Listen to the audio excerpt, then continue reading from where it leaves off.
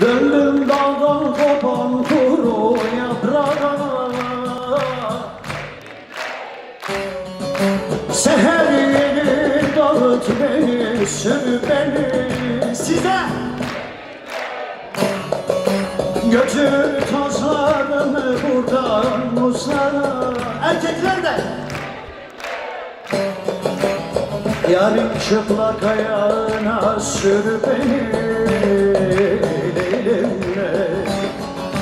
Leylimle, leylimle, leylimle.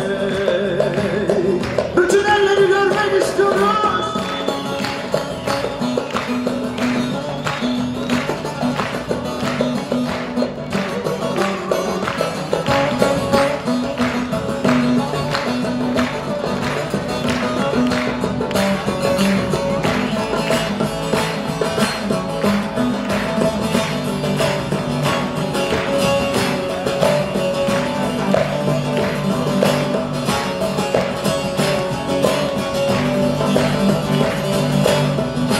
Kadın arkadaş, hakikaten çok memnunum, çok güzel sesler geliyor ama erkek arkadaşlar herhalde dün maçlar falan vardı, çok mu bağırdılar, ne yaptılar?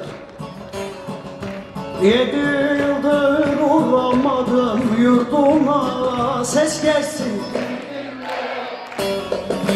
Dert ortağı aramadım derdime. Sanki yılbaşı geleceksen bir gün düşüp ardıma.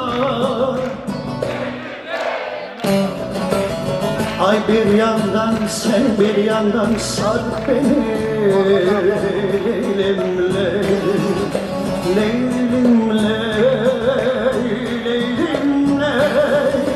leylimle, leylimle, leylimle.